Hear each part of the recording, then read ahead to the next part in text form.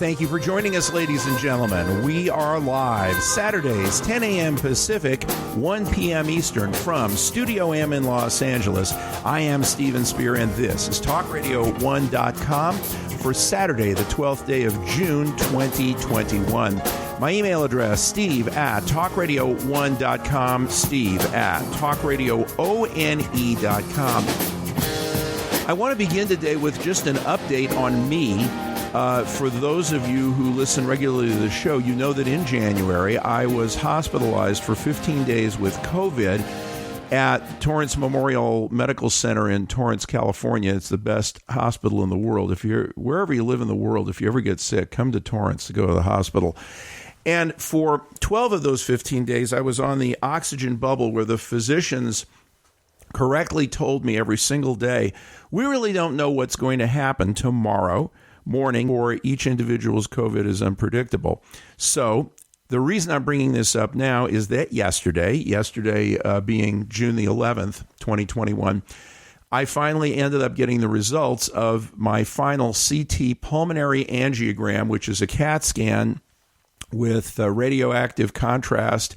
And it is what I've learned. The question was, did I suffer permanent lung damage, or am I back to as close to normal as I've ever been?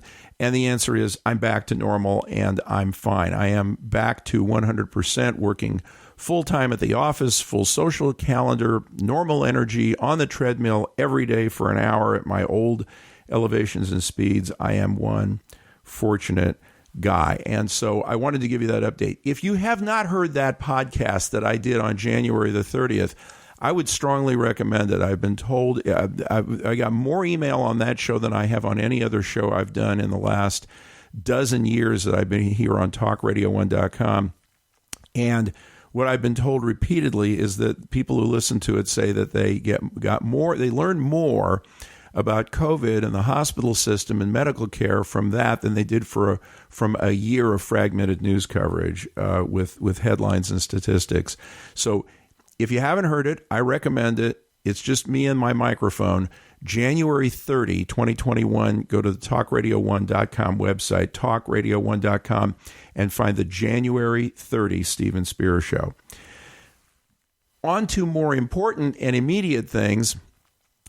Jackie Kennedy, the wife of President Kennedy, said in her later life that with everything all the experiences she had had in her life, that being a mother was the one, she said, if you choose to have children and you don't get that right, then nothing you ever did is going to make up for that. And so parenting is a frequent subject of interest to me here on this show, and it is my absolute pleasure to welcome back to the show for the 12th time.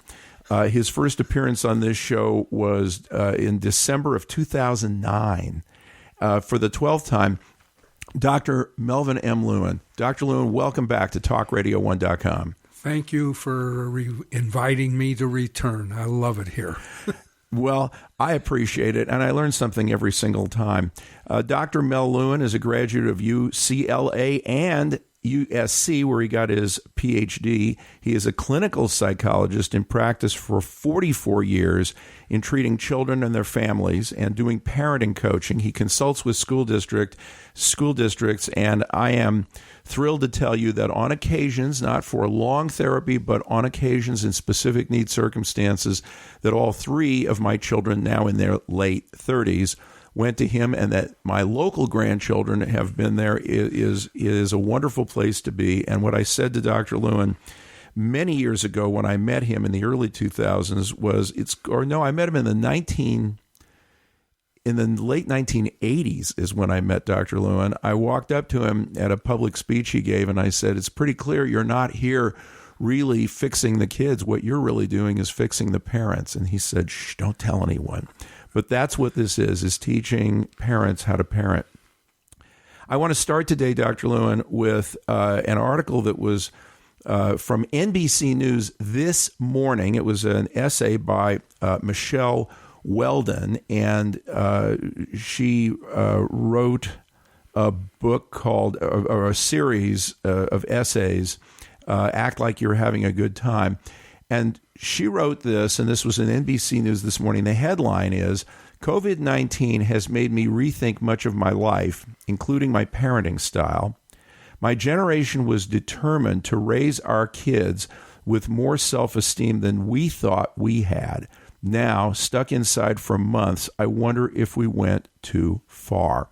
And I want to read what I've done to give you a summary of this well-written long article, and I'm going to read a number of excerpts, but it doesn't capture the article, so you should go look for it at NBC News. She praised her kids for everything, but because she was a single parent with tight money, she didn't shower them with toys and gifts. So I'm going to give you some quotes, Mel, and ask you to just comment, and we'll kick it around. The first quote: "We were then surrounded by parents, teachers, and the authors of popular parenting books who advocated for the fervent belief system that you could best shape your children's future with positivity." Well, the difficulty with that is that when we're always positive, it's a judgment, and when we use the word "good job" after everything a kid does, what may be surprising to folks is that it's even saying something positive can be judgmental. So saying "good job," some kids' brains go, "Oh, so what I just did is terrific and everything else is crap." And as a result of that, what we have seen is the good job generation in the workplace who can't function unless they're constantly told "good job." And you all out there can perhaps relate to this idea that folks that some people you compliment and they say thank you, and other folks you compliment and they, well, I could have done better, I could have done something more. And the folks who are unable to receive the praise or the compliment have taken it not as you intended, but they've taken it as judgment. And what we know about the brain from neural research is that judgment, even whether it's positive or negative, can fire up the autonomic nervous system in the fight or flight. And so what we see, and what a lot of entrepreneurs have shared with me, is it's extremely difficult to get folks who've grown up in the good job generation to be able to be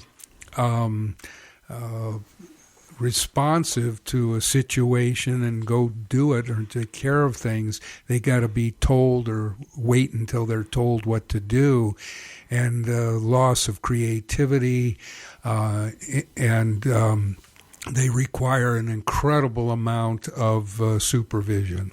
Because I've known you since the 1980s, and we were raising kids in the 80s and 90s, I knew all of this, and I tried very hard to avoid it. But I know that on many occasions I said, wow, you did a great job with that.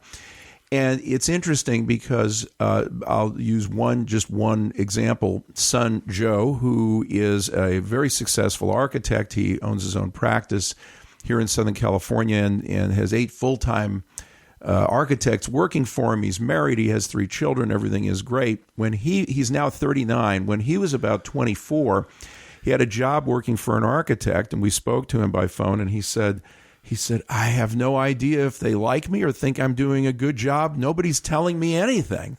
And Philly said, well, have they fired you? And Joe said, no. And Philly said, well, then you're doing a fine job. Just keep working. What's going on there? So way back when, the idea was you never praised anybody, you never complimented anyone because you didn't want them to get a swelled head. And so you never knew, and that's what happened with Joe, you never knew whether he was doing well or not well because nothing was ever said. It reminds me of when I was in the military, I worked for a major, and he was much the same way.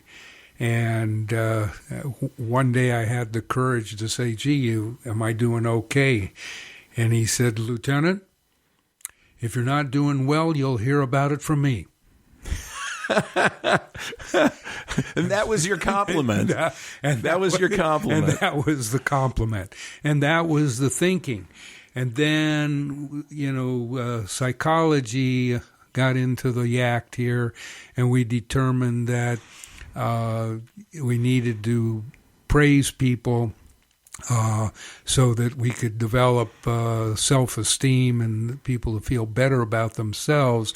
And the pendulum swung so far to the praise to include giving a trophy to every kid on the last place team. And for participation. Or just being there, right. So, right. And the difficulty, of course, with that is the kids knew it wasn't worth anything, and a lot of kids just threw the trophy away. And what occurred is that the folks who were really doing well, kind of look and say, well, what's this all about? Why should I try so hard? Yes. And what we're now aware of, based on neuroscience research, is that we want to avoid criticism and judgment because the brain goes into arousal. However, we now know that if you describe behavior, you describe what you see. If your child does something well, they come home with 100 on the spelling test, or they did well on a math test or whatever, and we describe it. Boy, it really put a smile on your face. You're really happy with the result, and I know how much time you put into preparing for that test, and what a great feeling. So we're acknowledging the feeling behind the achievement, and therefore there's a million things kids can do to have that good feeling. So it's not just a difference in words, it's a difference in the concept. One is saying, I judge you to have been successful in this, and the other one is a reflection that you look like you have decided that you have done a good job. Yes.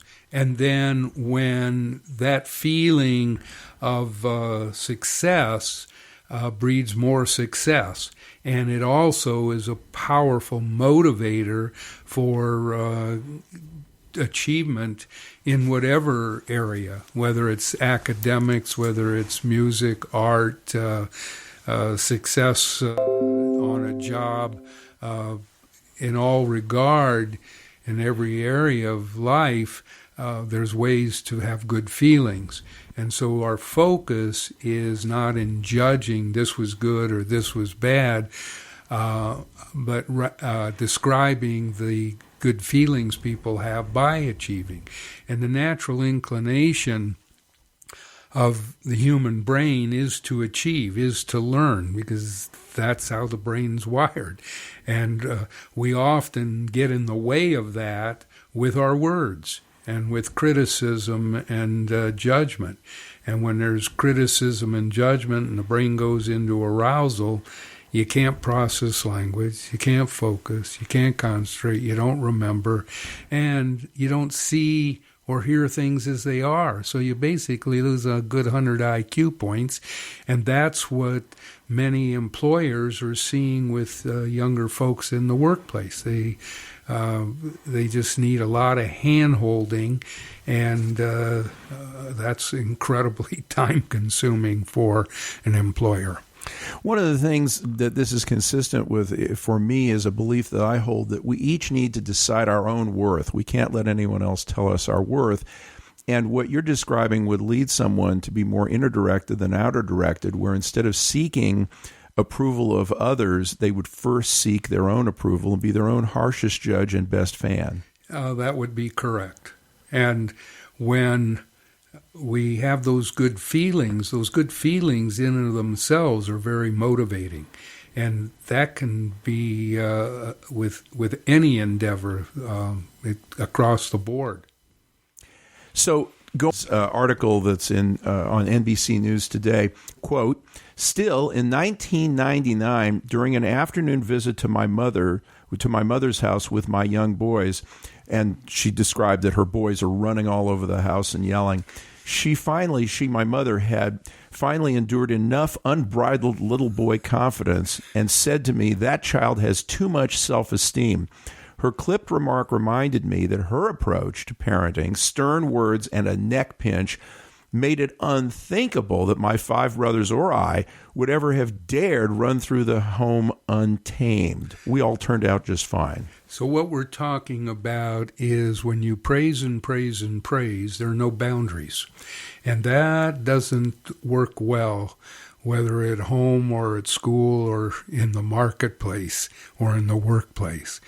And parents, what I've experienced so often in my practice is that I just want my Johnny to be happy. And I respond to that with, well, for Johnny to be always happy, you can never say no. Because if you say no, that they can't be running around the house. Going to be unhappy. Or drawing on the walls with crayons, or pinching and kicking little sister or little brother.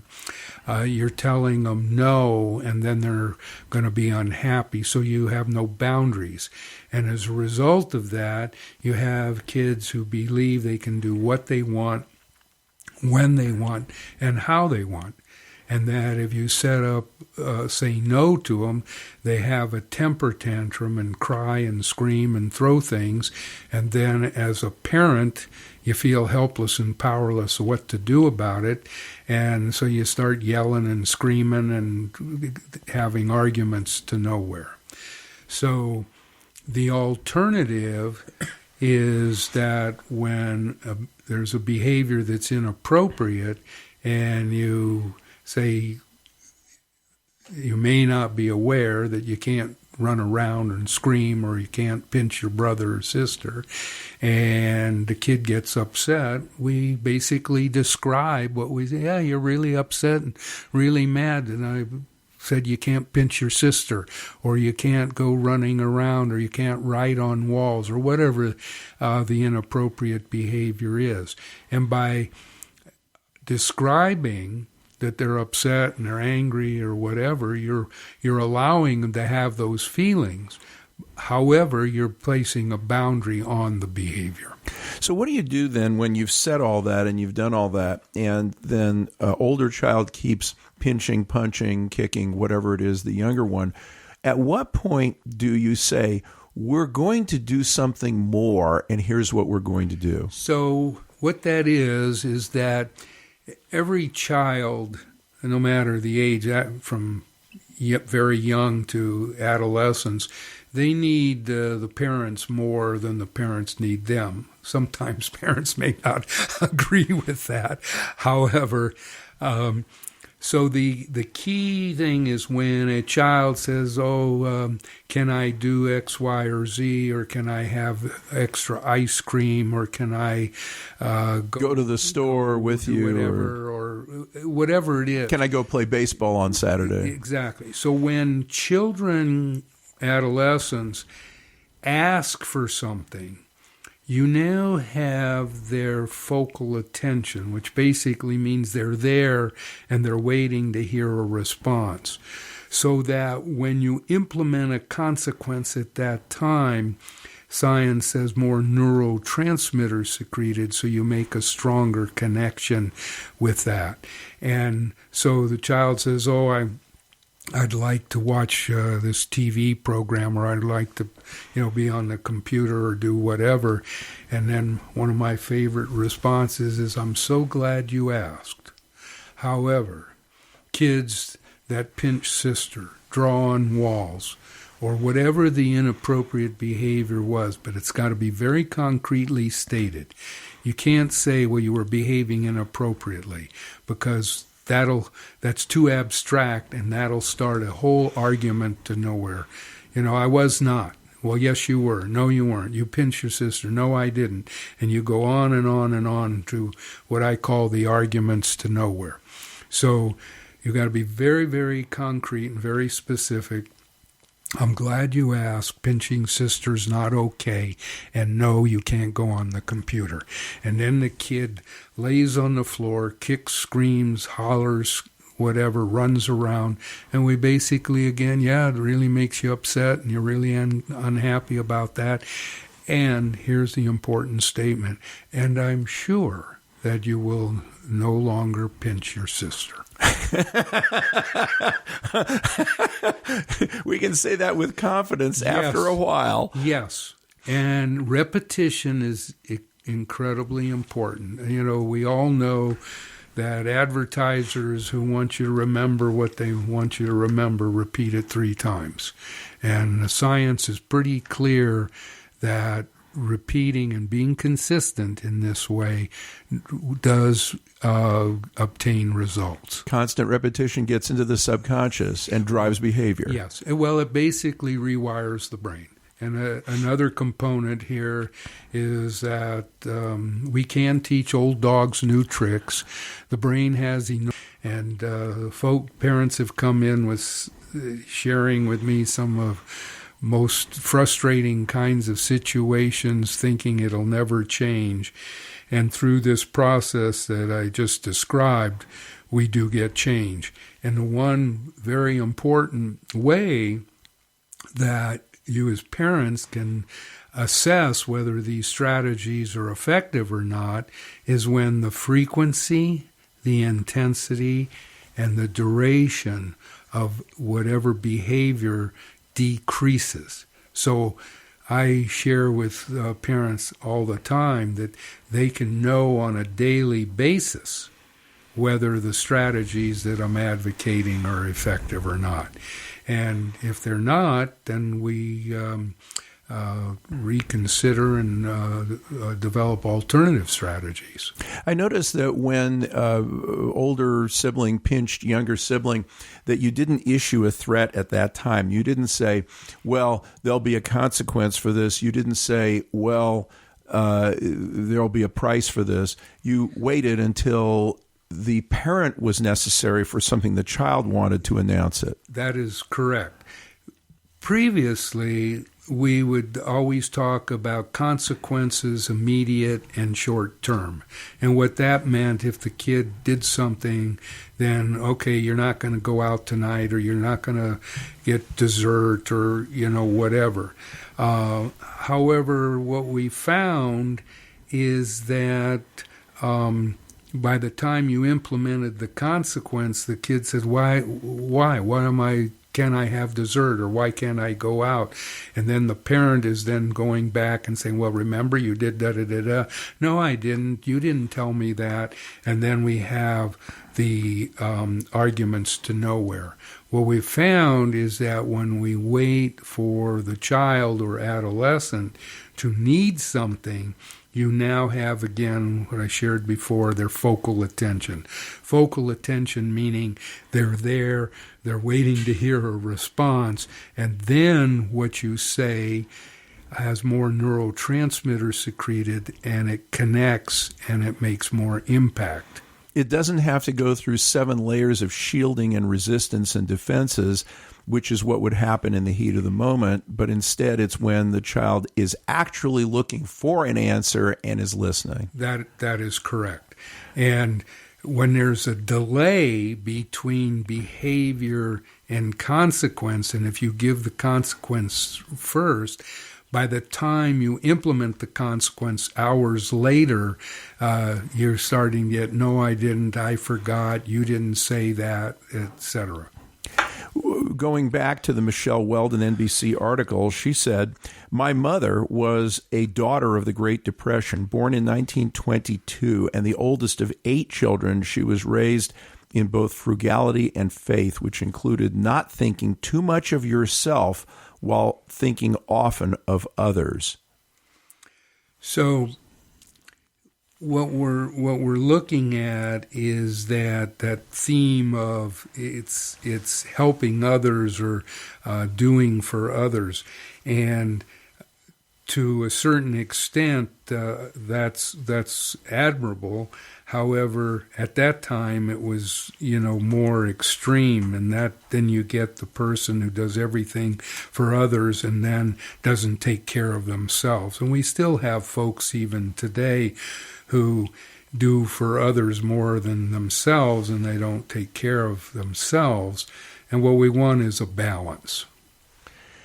Continuing with the Michelle Weldon article, she says, self-esteem was not the goal of parenting when I was a child, but rather the byproduct of a productive life. We knew we were lucky, privileged, blessed. We understood that much was required of us. My mother and my father raised the 6 of us much the same. Quote, to whom much is given, much is required.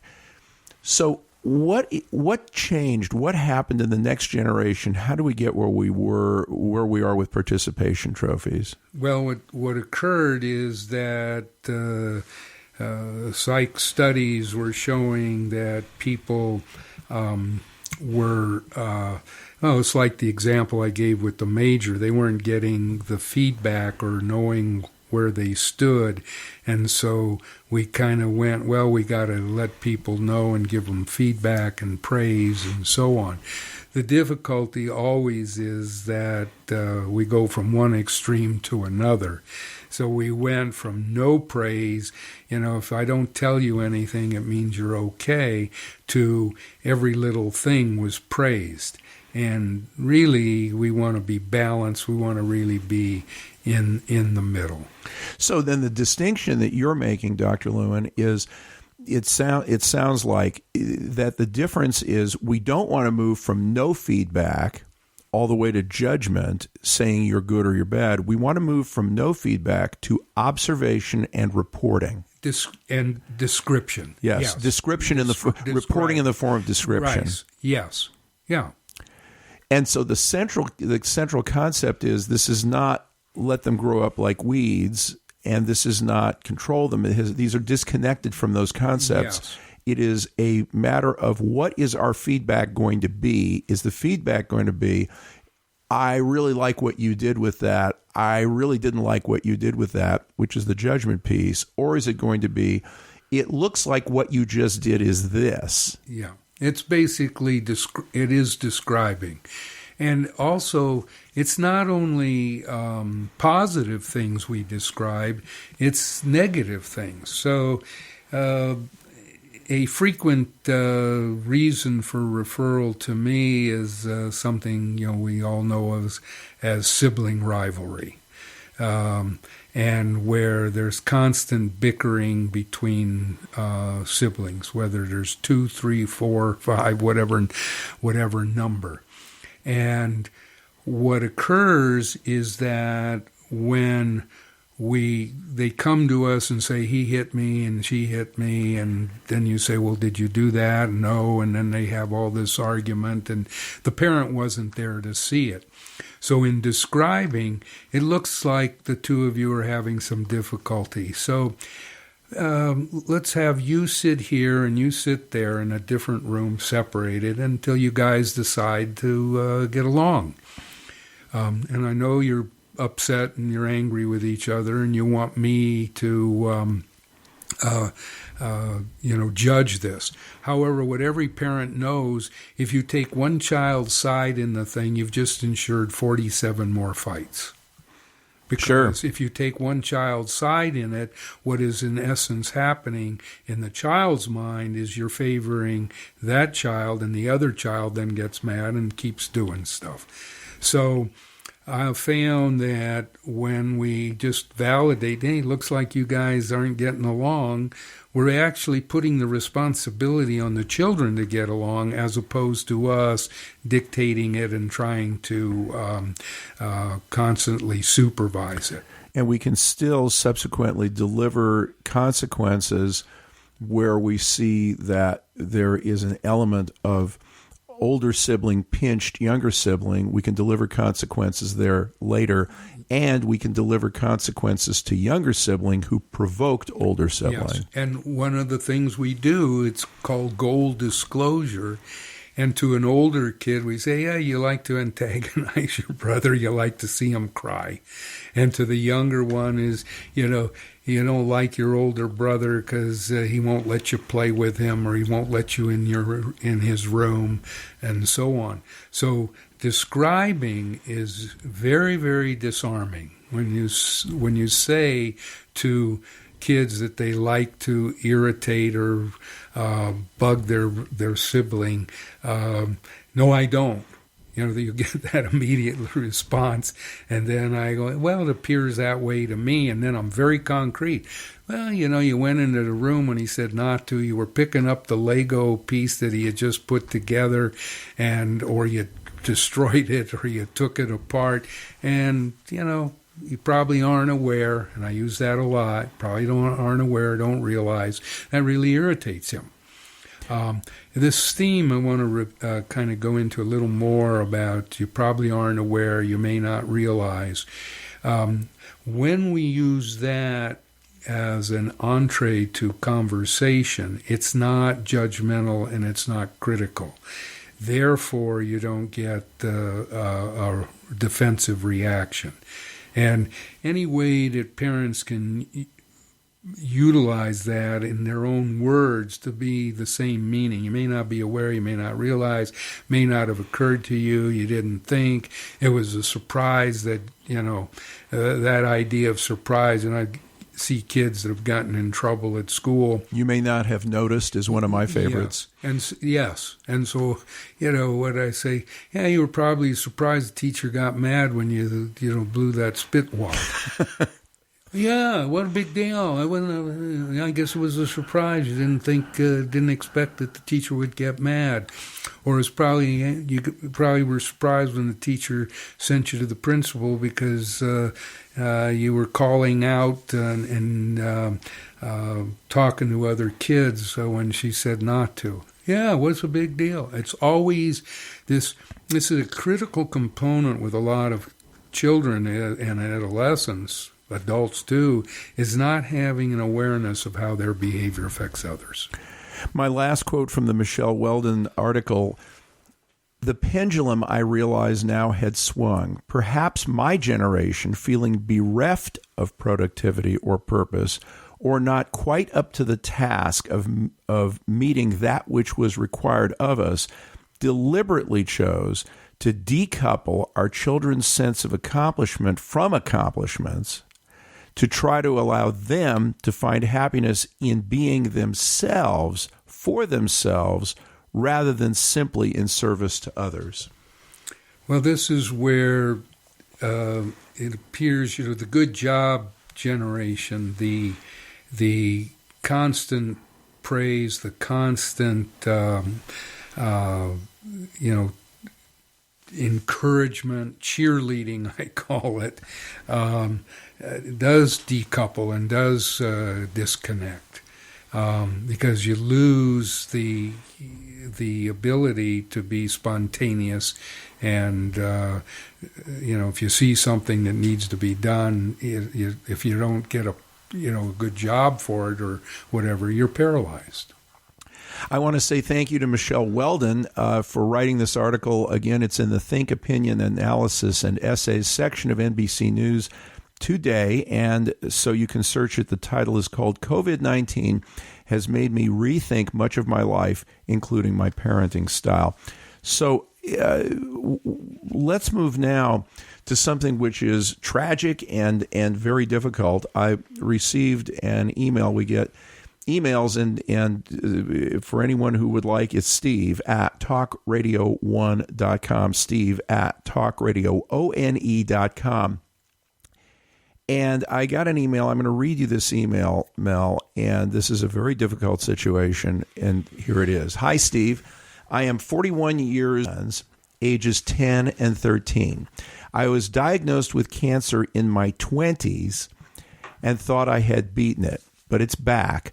I have just been diagnosed with metastatic cancer and was told this week that I probably have months or a year to live. Again, he's 41. Besides being personally devastated by this, my wife and I are most concerned about how to approach this with our boys. We have not told them this latest outlook yet, though they know I had cancer years ago before they were born.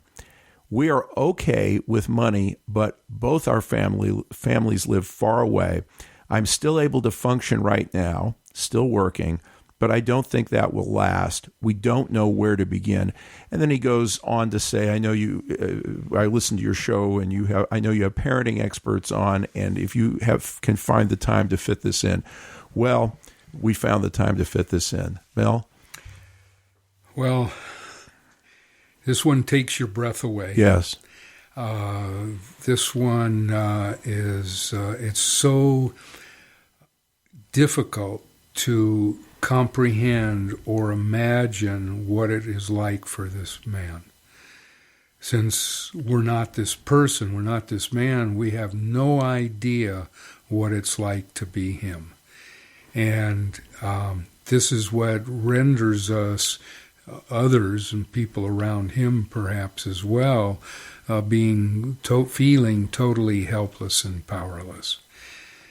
And so, in line with the theme of earlier of describing, a beginning first would be for he and his wife, and they probably have had this conversation, and that is, how devastating it is, how helpless and powerless they feel, how this has kind of come out of left field for them, and for them to have some dialogue with one another about the helplessness, the powerlessness, life's not fair. Typically, people in that situation think, well, maybe if I hadn't done this, or if I didn't do that, or if I took better care of myself, if I exercised, if I ate right, whatever those things may be, that they pay attention to that, because no matter what the conversation is, it comes back to you've been diagnosed, it's metastatic, and it's fatal.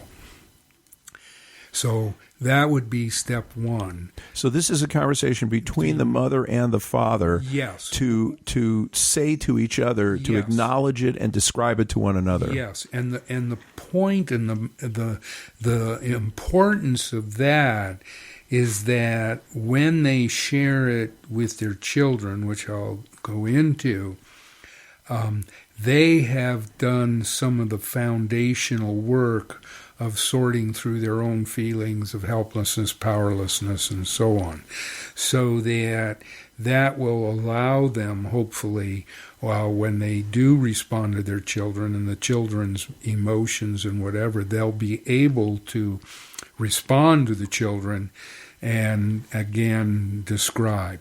So with children that are 10 and 13... 10 and 13, 10 yes. and 13. So once children are above the age of 9, because kids 9 and younger do not have abstract ability. That's how come 3 children playing, can't be best friends with her if you're best friends with me, because that concept that's an abstract concept that is very difficult. But being age 10, the concept of death and all is more, the child's able to process that more. So they know their children better, whether to tell them individually, because they know them, how that would work, whether one is more sensitive or one is more shy, or the temperaments are different and to them. Generally, I would talk to both at the same time so that both children from both parents hear the same thing. Because something that is that emotionally driven, it immediately triggers the autonomic nervous system into fight or flight, fear, and then once that happens, processing language, focus, concentration, etc., can go by the wayside. So when they share with the children, it kind of can go along these lines, and it's in describing. As you know, or as you're aware, Dad had cancer before you guys were born. And at that time, Dad got treatment, and things have worked out well.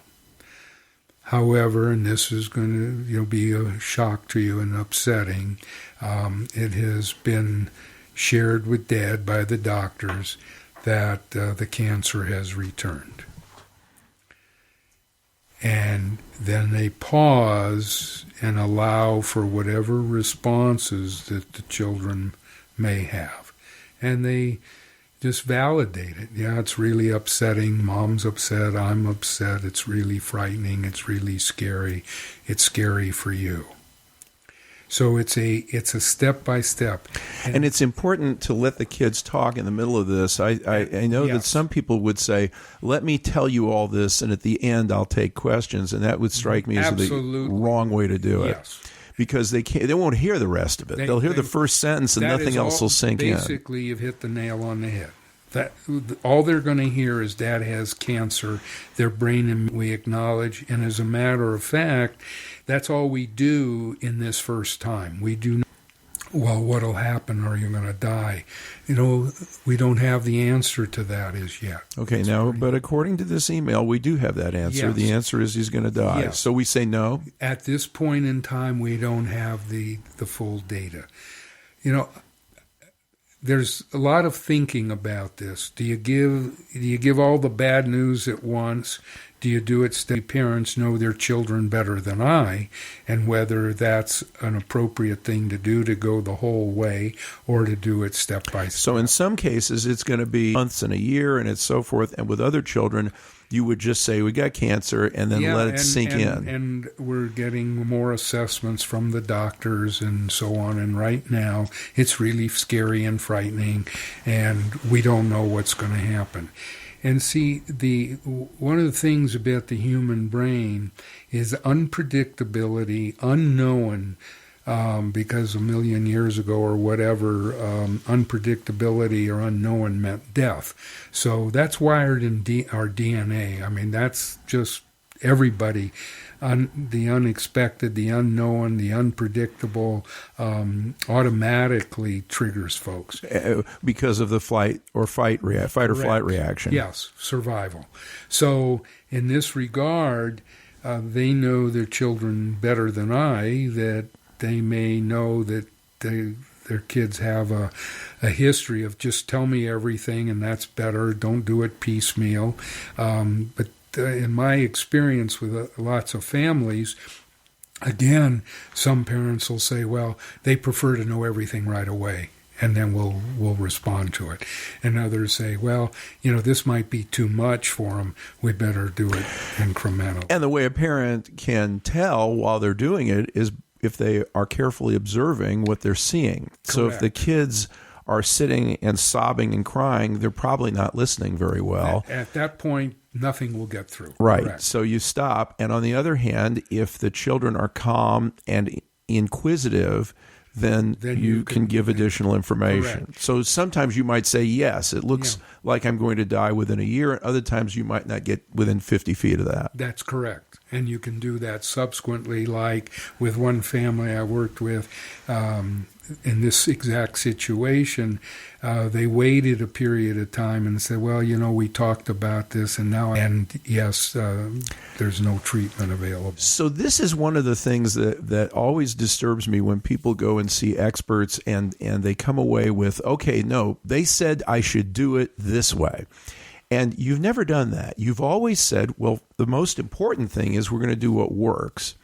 And we're going to take it one piece at a time. Here are guidelines, but the most important thing is to observe and respond to your children. Just the same as you would in any negotiation, as you would in any presentation to anyone of any age under any conditions.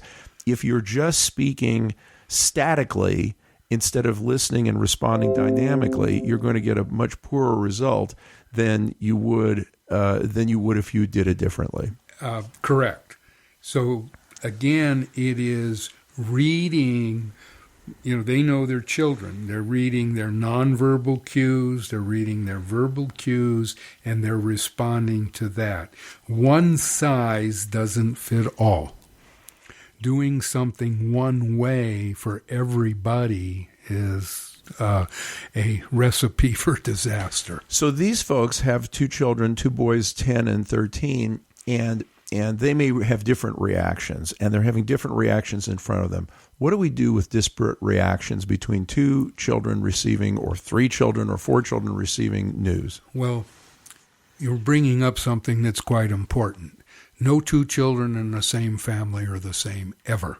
No matter what, they say, we're raising them exactly the same. They're all different. Their neural wiring is different from birth on. The only people who could think that all children are the same and we're raising them the same, so it's all going to be the same, are people who've never had more than one child. Probably so, yes, because we know that all of our kids are different. Yes. And that's what's a very positive attribute, that they are different. Individuals. Yes, exactly. And so, as I say, they know their children best. And what we know about temperament is hardwired in the brain at birth. So shy, sensitive people have a likelihood to react to something like this far more powerfully and impactfully than children that are wired differently. And what we learned years, in the past, if someone was shy or sensitive, we tried to make them not be sensitive, and we tried to force shy people into activities or whatever, and we're abysmal failures at it. So this is why it's important for the parents to know their temperament of their children as to how to proceed. So now let's assume we go farther, and I hate to do this with this listener's email, but let's go farther. Now things are, let's assume they're worse, and the father is now sick, and now we're closer to death.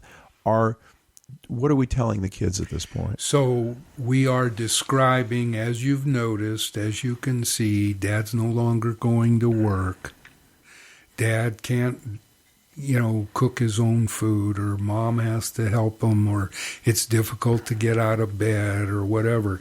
So they've got to describe what is obvious, because the children are seeing it, and we can't pretend it isn't true. So we have to describe and validate that reality of what the children are seeing. And this is very difficult, because so many people live in a state of denial anyway, which is where you were going, I think, with your initial statement that the mom and the dad need to have a conversation with each other to bring themselves into reality so they are not in denial. Correct. Look, facing our own mortality, I've never met anybody who's really terrific at that, including myself. So, the fact is, though, none of us are getting out of here alive. That's right. So that's correct. It's something it's the one perhaps thing we all share besides birth is death. Yes, and we know that on a purely intellectual level. We do not know it on a experiential level, because they haven't died. So, or whatever. And I, kind of stepping into a gray area for yourself, when you were in the hospital. It's exactly what I was thinking just now. No, I had a chance, and for those who've listened to the podcast, I talked about the fact that I had come to the conclusion, I believed theoretically for years that I could live with dying. And what I found in the hospital is, I was fine with my own death was acceptable, but I had two additional thoughts. The second thought was, but what's this going to mean to Philly and the kids and all the people in my life who will be upset by this? That was very upsetting to me. Yes. And then the third piece was, I want to live. There was no question. I prefer strongly, clearly, to live for a long time. So I was fine with dying. If that was what was going to happen, that's acceptable. And I don't want to upset people by dying. And I personally want to live. So I got the near-death experience is still not the death experience, but it does kind of give you kind of a glimpse over the cliff. Oh, It does, and it's very, as I'm sure you can attest to, very sobering. Yes. Very sobering. I in talking with lots of patients over the years who've had this type of experience, it can be life-changing in where they put their efforts and what's important. It changes a lot in that regard, because we all believe we're omnipotent, even though intellectually we know, you die at some point. However, confronting that is exceptionally difficult. There's no question. There's the fellow who reported that he was on an airplane which fell 15,000 feet in 60 seconds, but it didn't crash, and he was terrified, and all he could think about was his wife. And when he didn't die, he went home and he said, "I want a divorce." And because he'd been thinking about her and then figured out, well, no, that isn't the problem. The problem is I'm unfulfilled in my life. It's a fascinating story. We can do that some other day. But with this father, as now we're reporting to the 10 and 13-year-old sons that, as you can see, dad's no longer working and so forth. And I know that one of the things I've heard many times is that when children find out that their parents are going to die, that the first thing that occurs to them is, well, it's not poor dad, it's, well, what's going to happen to me? Is that right? Yes. And basically... what do we do about that? Well... that's something that they can address. You may be worrying about what's going to happen. The parents should say that. Yes. Yeah. Put it right out there on the table. So here's the plan. Yes. Yeah, this is really frightening and scary, and you're worried about where you're going to live. Can you still live here, or are you going to still go to the same school? And a lot of folks would look at that as, on the part of kids, as crass. However, on the other hand, that is the way the human brain operates. It is survival, and their brains go into survival. By the way, the same issue comes up when children are told that parents are going to divorce. Well, yes. What's going to happen to me? Right, where do I go? Where am I going to live? What am I going to do? And, parents often, always is not a good word, but often, well, everything's going to be the same. You're going to see dad, you're going to see mom, you're going to have two houses to live in, and all that. Everything's going to be okay is wrong. And yeah, that's baloney. Really wrong. Yeah. Oh, so what do you say in that situation? Let's go to the divorce. What do you say to the children instead of, it's all going to be okay, we'll protect you? You're describing, you're really worried about what's going to happen. You're worried about how your life is going to be. You're worried about where you'll live, where you'll go to school. And oftentimes kids will know because of other kids that they know that their parents got divorced, and, well, Johnny doesn't see his dad anymore, or Molly doesn't see mom anymore because of the divorce. So all of those concerns are relevant and realistic on the part of children. And we as adults can't judge that by what we think or feel, because we're not the kids. We have no clue. And this is where this concept of describing becomes so important, because it's non-judgmental. You're worried about where you're going to go to school. You're worried about whether you're going to see friends. You're worried about, how often you'll see dad. You're worried about how this is going to affect your life. And those are reasonable concerns that children have. And when parents can describe it in the ways that say, this is new, it's going to be a surprise, it's unpredictable, we don't have the answers to all those things, and it's really frightening and scary, and then walk up and give the kid a big old hug and I love you.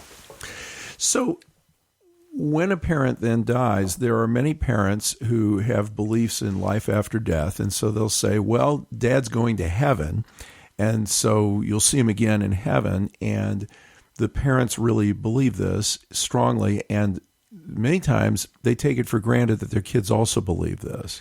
Yeah. Well, that concept is incomprehensible to most kids. I appreciate, and I would not dispute that the parents believe that. Right. And that's fine. However, they can share that, and it'll be in a long time, and it's something that may not make any sense right now, because it doesn't. The idea of death to a child of 10 or 13 is not even comprehensible. It's not on the radar. Not at all. Not in any way, shape, or form. So then what would a religious parent who believes in life after death and is convinced of it and believes it and knows it in their heart, what should they say to their children to help their children at this moment, at that time? They would share that, as you know, because they probably have been schooled in the religion, that this is what Dad and Mom believe, and that it may be hard for you to think about that now. However, at some point, it'll make sense to you. So you're not demanding that they believe it right now. It's a statement of this is how we believe. So after a parent passes away, the remaining parent is taking care of the children. What are the important things to see, do, and not do? I appreciate that question because it's exceptionally important, and I've done a lot of coaching in that area with families. And it's validating. You miss Dad. It's hard without Dad.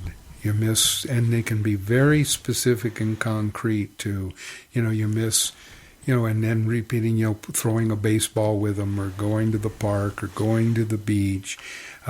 It's really difficult without Dad here, and that oftentimes you probably think that if Dad was here, this wouldn't happen, or you would have Dad to talk to, or Dad's not getting to see you hit the home run in Little League or kick the goal, or hear your concert or your dance rehearsal or whatever. So what we're doing is we're validating the child's loss, okay, and what it's like to not have the parent there, and validating that sense of loss.